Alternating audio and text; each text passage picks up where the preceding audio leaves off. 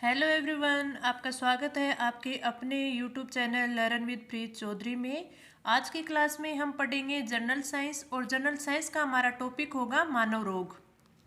मानव रोग यानी human disease ये पढ़ेंगे। इसके प्रीवियस ईयर क्वेश्चन है वो आज हम करेंगे और इनमें हम है वो जीवाणु, विषाणु, प्रोटोजुआ इनसे या होने वाले रोग और जो आनुवंशिक रोग होते हैं उनके बारे में हम पढ़ेंगे कि कौन कौन से वो आनुवंशिक रोग होते हैं, कौन कौन से वो बैक्टीरिया से होते हैं, कौन से वायरस से होते हैं। ये सब है वो क्वेश्चन है एग्जाम में काफ़ी बार पूछे जाते हैं कि कौन सा जो रोग है वो किस से, जीवाणु से होता है, वायरस से होता है, ये सब पूछे जाते हैं। तो हम आज जितने भी इम्पोर्टेंट प्रीवियस ईयर क्वेश्चन है वो करेंगे। तो क्लास स्टार्ट करते हैं। हमारा फर्स्ट क्वेश्चन है, सर्वप्रथम जीवाणु का पता है वो किसने लगाया था? लुईस पास्चर ने, ल्यूवेनहॉक ने, एडवर्ड जेनर ने और जॉन से साल्क ने। तो इसका राइट आंसर होगा ऑप्शन 2 ल्यूवेनहॉक ने। अगर आपसे ये क्वेश्चन पूछा जाए कि जीवाणु का पता किसने लगाया था तो ये लगाया था ल्यूवेनहॉक ने। और अगर आपसे ये क्वेश्चन पूछ ले कि बैक्टीरिया यानी जीवाणु का है वो प्रयोग सबसे पहले, मतलब शब्द का, जीवाणु शब्द का प्रयोग सबसे पहले किसने किया था, अगर ये पूछ ले तो ये किया था एहरनेबर्ग ने। एहरनबर्ग ने इन्होंने इसका यूज किया था। अगर ये पूछ ले कि जीवाणु का पता किसने लगाया तो ये लगाया था ल्यूवेनहॉक ने।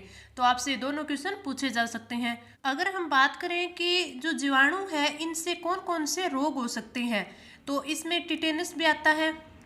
टिटेनस, इसमें आपसे क्वेश्चन ये पूछे जाते हैं कि जैसे एक तो ये पूछ ले जाते हैं कि जीवाणु से होने वाले रोग कौन कौन से हैं, दूसरे ये पूछ ले जाते हैं कि आपको रोग यानी बीमारी का नाम दे दिया जाता है और उससे पूछ लेते हैं कि इससे है वो कौन सा अंग है वो प्रभावित होता है। जैसे अगर टिटेनस की बात करें तो इससे है वो तंत्रिका तंत्र है वो प्रभावित होता है।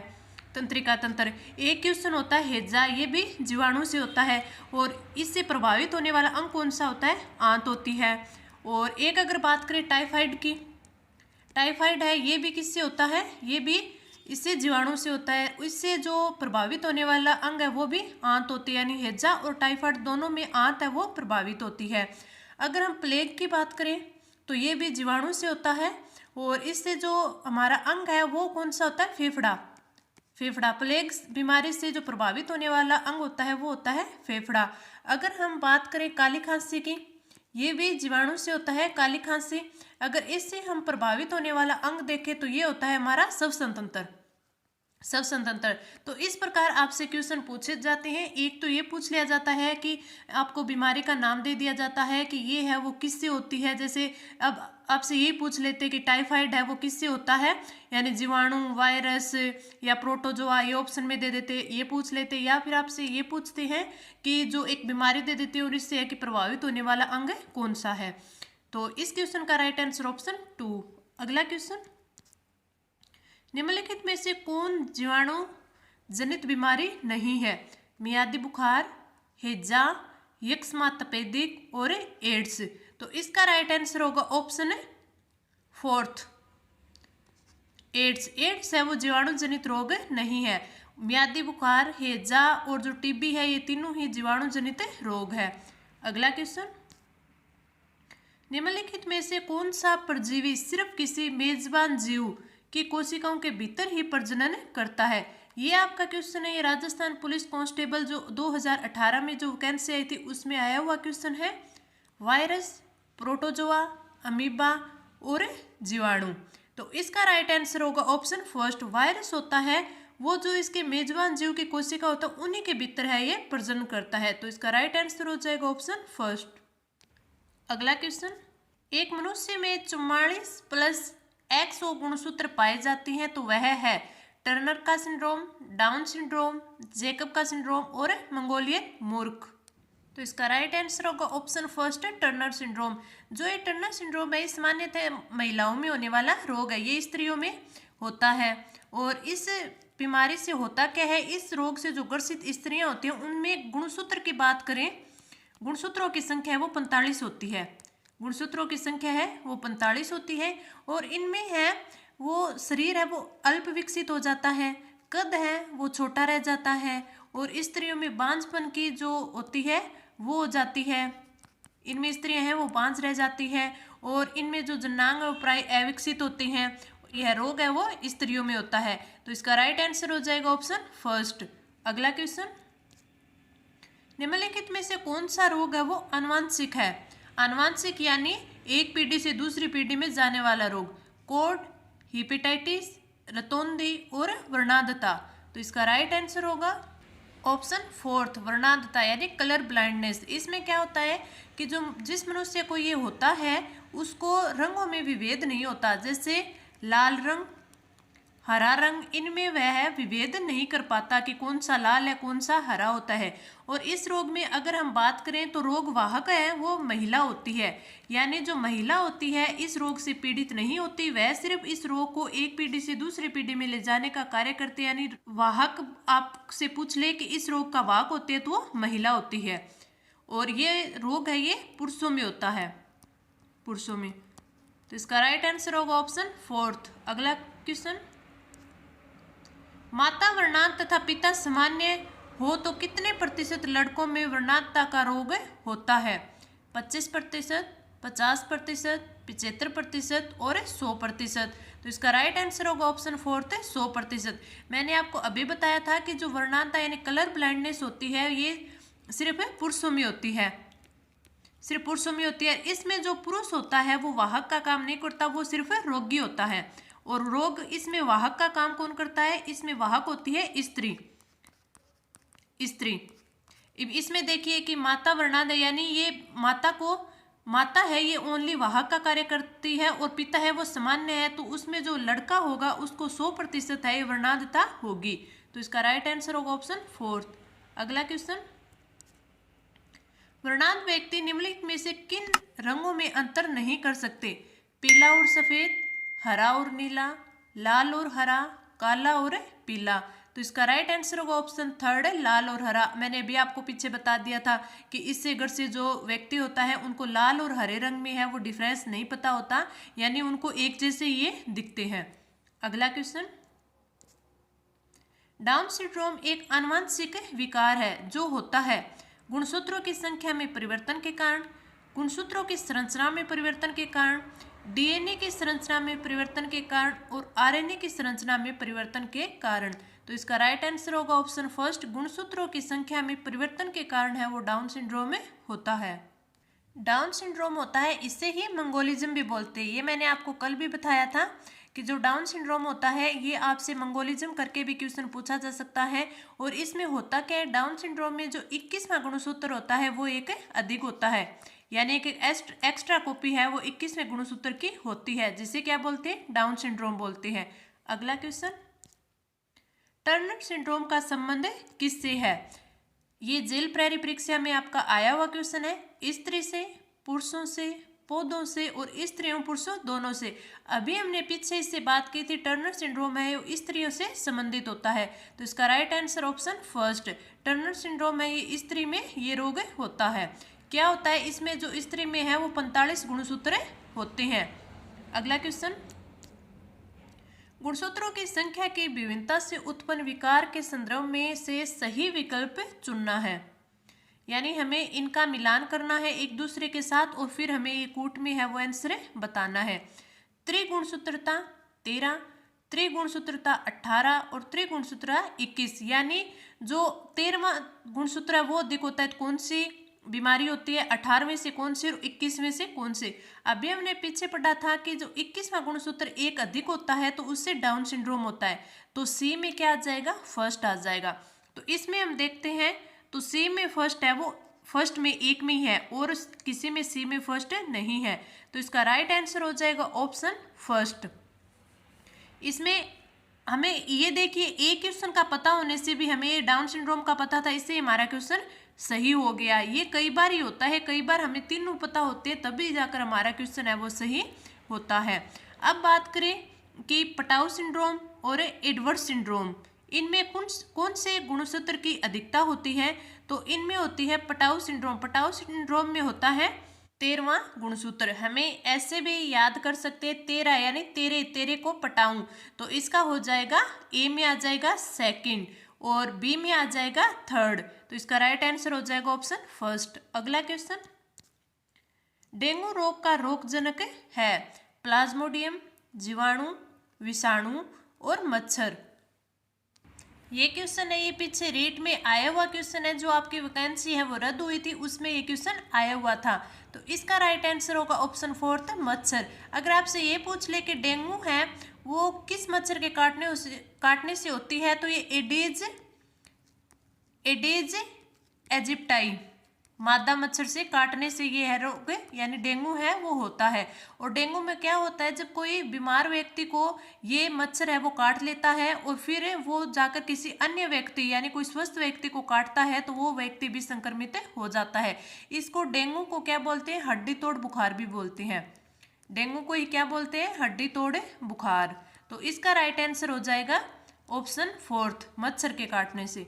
अगला क्वेश्चन, किस रोग के कारण रक्त में प्लेटलेट्स की संख्या कम हो जाती है? ये क्वेश्चन भी आपके रीट में आया हुआ है। चिकन पॉक्स, मधुमेह, अमीबाइसिस और डेंगू। तो इसका राइट आंसर होगा ऑप्शन 4 डेंगू। आपने देखा होगा कि जिस व्यक्ति को डेंगू बुखार होता है उसमें प्लेटलेट्स की जो संख्या होती है वो काफ़ी कम हो जाती है, जिसमें आपको बकरी का दूध भी पीने के लिए बोला जाता है। अगला, निम्नलिखित में से कौन सी बीमारी वायरस द्वारा होती है?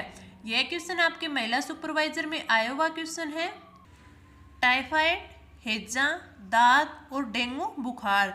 तो हमने फर्स्ट क्वेश्चन में बात की थी, जो टाइफाइड और हैजा है ये दोनों तो जीवाणु जनित रोग है, जीवाणु जनित रोग है। और अभी हमने पिछले क्वेश्चन में बात की थी कि डेंगू बुखार है ये विषाणु यानी वायरस से होता है। तो इस क्वेश्चन का राइट आंसर होगा ऑप्शन 4 वायरस द्वारा होता है यानी डेंगू बुखार। अगला क्वेश्चन, वायरस जनित रोग है टाइफाइड, मलेरिया, रेबीज और दस्त। तो इसका राइट आंसर होगा ऑप्शन 3 रेबीज। रेबीज है ये वायरस जनित रोग है, क्योंकि टाइफाइड का हमने फर्स्ट क्वेश्चन में पढ़ा था कि टाइफाइड है ये जीवाणु जनित रोग है। मलेरिया का हमने कल ही पढ़ा था कि मलेरिया है प्रोटोजुआ से होता है, प्रोटोजुआ से होता है, जो प्लाज्मोडियम प्रोटोजुआ है उससे मलेरिया होता है। तो इसका राइट आंसर होगा ऑप्शन 3 रेबीज। अगला क्वेश्चन, रेबीज अलर्ट किसके द्वारा होता है? ये क्वेश्चन आप देखिए आपके रीट में आया हुआ क्वेश्चन है और एसआई और आरएसी तीनों में आया हुआ क्वेश्चन है। मैं आपको यहाँ पे मेंशन एग्जाम इसीलिए करती हूँ क्योंकि आपको पता चल सके कि आपके एग्जाम में है वो किस प्रकार से क्वेश्चन की फॉर्मेशन होती है, किस प्रकार का क्वेश्चन आपके एग्जाम में पूछा जाता है। तो इसमें जीवाणु बैक्टीरिया से, विषाणु वायरस से, कवक फंगस से और शिवाल से। तो इसका राइट आंसर होगा ऑप्शन 2 वायरस से। अभी देखिए हमने ये पीछे क्वेश्चन किया था कि वायरस जनित रोग है रेबीज। अभी इसमें ये फॉर्मेशन कर दी कि रेबीज है वो किसके द्वारा होता है, तो ये होता है वायरस के द्वारा। अगला क्वेश्चन, कालाजार किससे संचारित होता है? ट्रेट्सी मक्खी, घरेलू मक्खी, एनोफिलीज मक्खी और सिक्ता मक्खी। तो इसका राइट आंसर होगा ऑप्शन 4 सिक्ता मक्खी से। सिक्ता मक्खी यानी सैंड फ्लाई। अगर आपसे ये पूछ ले कि कालाजार से सबसे ज्यादा प्रभावित होने वाले अंग कौन से होते हैं, तो इनसे प्लीहा, लीवर और मेरुरज्जु, और इससे होता है मेरुरज्जु, ये इससे प्रभावित होने वाले अंग होते हैं। ये भी एग्जाम में पूछ लिए जाते हैं। अगला क्वेश्चन, वायरस जनित संक्रामक रोग है टाइफाइड, हैजा, खसरा और क्षय। तो इसका राइट आंसर होगा ऑप्शन 3 खसरा, मिसल्स। अगला क्वेश्चन, H1 और N1 वायरस किस बीमारी से संबंधित है? ये आपके पुलिस कांस्टेबल एग्जाम जो हाल ही में 2022 में हुआ था, इसमें ये पूछा हुआ क्वेश्चन है। एड्स, डेंगू बुखार, मलेरिया और स्वाइन फ्लू। तो इसका राइट आंसर होगा option 4 swine flu. Swine flu है वो H1 और N1 से भी जाना जाता है। अगला क्वेश्चन, जवर नियंत्रण में सहायक औषधि का नाम है इबुप्रोफेन, पेनिसिलिन, पैरासीटामोल और कोर्टिकोस्टेरॉइड। तो इसका राइट आंसर होगा ऑप्शन 3 पैरासीटामोल। अगला क्वेश्चन, निम्नलिखित में से जो पानी के प्रदूषण की वजह से नहीं होता? हैजा, टाइफाइड, हेपेटाइटिस बी और पीलिया। तो इसका राइट आंसर होगा ऑप्शन 3 हेपेटाइटिस बी। जो हेपेटाइटिस बी है ये वायरस के कारण होता है, वायरस के कारण। और अगर ये पूछ ले कि ये किस में होता है, तो ये यकृत में होता है, यानी लीवर में होने वाला रोग है वो है हेपेटाइटिस बी। और हेपेटाइटिस बी से क्या होता है, जो पीतरस होता है यानी बाइल जूस, तो ये पीतरस है ये अधिक मात्रा में यकृत में है वो स्रावित हो जाता है, यानी अधिक मात्रा में इसमें चला जाता है। और जो यकृत होता है, यकृत की कोशिकाएं होती है, वो पीतरस का जो उत्सर्जन है वो इतना नहीं कर पाती, यानी निमन करती है। इसी वजह से ये रोग है वो यकृत में हो जाता है। इसके लक्षण क्या हो जाते हैं कि इसमें है वो लीवर में सूजन आ जाती है, जलन होने लग जाती है, उल्टियाँ स्टार्ट हो जाती हैं, ये इसके हैं वो लक्षण हो जाते हैं। और ज़्यादा पीतरस के उत्सर्जन, इसके अंदर उत्सर्जन होने से ये बाहर उत्सर्जन हो नहीं पाता, इसके अंदर होने से क्या हो जाता है, पीलिया भी हो जाता है, और कई कई बार है ये मौत का कारण भी बन जाता है। तो इसका राइट आंसर होगा ऑप्शन थर्ड। अगला क्वेश्चन, बच्चों को ट्रिपल एंटीजन डीपीटी किस रोग को रोकने हेतु दी जाती है? ये आपका क्वेश्चन एलडीसी पटवार दोनों में आया हुआ है। डेंगू, पोलियो और टाइफाइड, डिप्थीरिया, कुकर खांसी और tetanus, diphtheria, polio, tetanus, diphtheria, cooker खांसी और टाइफाइड।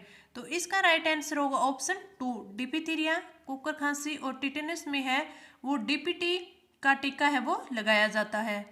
ये तीनों के तीनों रोग है ये बैक्टीरिया से होने वाले रोग है, बैक्टीरिया जनित रोग। अगला क्वेश्चन, निम्न में से किस बीमारी के लिए ट्राइवेलेंट के स्थान पर बाइवेलेंट ORV देने का निर्णय भारत सरकार ने लिया है? मलेरिया, पोलियो, डिप्थीरिया और टाइफाइड। तो इसका राइट आंसर होगा ऑप्शन टू, पोलियो। अगला क्वेश्चन, अगर आपसे ये पूछ ले कि पोलियो का टीका है वो किसने विकसित किया था, तो ये भी क्वेश्चन में पूछा जाता है, जोनास साल्क ने। जोनास साल्क ने, ये भी एग्जाम में आया हुआ क्वेश्चन है कि पोलियो का टीका है वो किसने विकसित किया था। अगला क्वेश्चन, निम्न में से किस बीमारी का टीका बूंद के रूप में मुंह से पिलाया जाता है? टाइफाइड, टिटनस, पोलियो और टीबी। तो इसका राइट आंसर होगा ऑप्शन थर्ड, पोलियो। अगला क्वेश्चन, सुमेलित करना है। इस साइड है वो रोग दे रखे हैं और इस साइड है वो दे रखा है कि किससे विषाणु, वायरस यानी प्रोटोजोआ किससे ये रोग होते हैं। इनका मिलान करके हमें ये कूट है वो चुनना है। तो इसमें फर्स्ट है धोबींस। धोबींस है ये कवक जनित रोग है, यानी कवक से होता है। धोबींस में क्या होता है, खाज खुजली है वो आती है। दूसरा है मलेरिया। मलेरिया पर हमने कल है वो काफ़ी क्वेश्चन किए थे। तो मलेरिया है ये प्लाज्मोडियम प्रोटोजुआ जनित रोग है। तो इसमें आ जाएगा थर्ड, यानी ए में फोर्थ। ए में फोर्थ है वो दो में है, तो आपका थर्ड और फोर्थ तो होगा ही नहीं, इसमें दो में हो सकता है। फिर अगर बात करें हम मलेरिया, तो मलेरिया में क्या आएगा, इसमें होगा थर्ड, यानी बी में थर्ड। तो बी में थर्ड है ये आपका ओनली टू में है, तो राइट आंसर अपना हो जाएगा ऑप्शन टू। अगले भी हम देख लेते हैं। निमोनिया है, निमोनिया है ये जीवाणु से होता है, तो सी में आ जाएगा सेकंड। और ममप्स यानी इसे गलसुआ भी कहते हैं, तो ये किससे होता है, विषाणु से होता है, यानी डी में आ जाएगा फर्स्ट। तो आपका राइट आंसर हो जाएगा ऑप्शन टू। अगला क्वेश्चन, एड्स, गलसुआ और पोलियो में समान तत्व क्या है? छोटे बच्चे तुरंत प्रभावित हो जाते हैं, इनके लिए अभी तक कोई प्रभावशाली टीका विकसित नहीं हो सका है, ये सब विषाणुओं द्वारा फैलते हैं और इनके रोगाणुओं को रक्तदान द्वारा संचरित किया जा सकता है। इसका राइट आंसर होगा option third. Right answer option third. ये तीनों के तीनों है ये विषाणु द्वारा फैलते हैं, तो राइट आंसर हो जाएगा आपका ऑप्शन थर्ड। अगला क्वेश्चन, कौन सा रोग विषाणु द्वारा फैलाया जाता है? इन्फ्लुएंजा, निमोनिया, हैजा और कुकर खांसी। तो इसका राइट आंसर होगा ऑप्शन फर्स्ट, इन्फ्लुएंजा। अगला क्वेश्चन,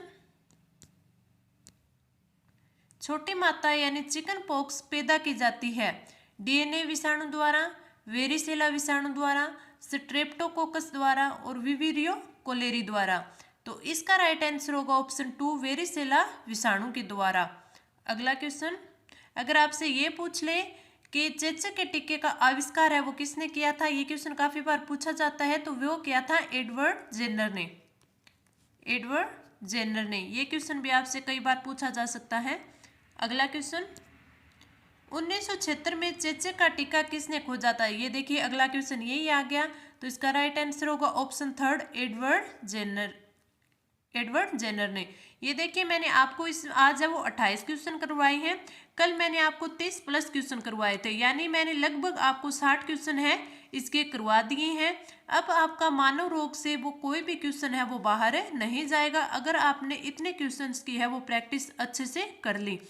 तो आपको ये क्लास कैसे लगी आप कमेंट्स में बताइए, और अच्छी लगी अपने फ्रेंड्स के साथ शेयर कीजिए। हमारे टेलीग्राम ग्रुप लर्न विद प्रीत चौधरी को भी ज़रूर ज्वाइन करें, ताकि वहाँ से आपको हर कोई भी अपडेट होती है वो मिल जाती है, और साथ में जो भी इम्पोर्टेंट जीके के फैक्ट्स, जनरल साइंस के क्वेश्चन और करंट अफेयर्स से जो भी इम्पोर्टेंट जो मुझे लगता है कि आपके एग्जाम में आने वाला है वो फैक्ट्स भी मैं वहाँ पे डालती रहती हूँ।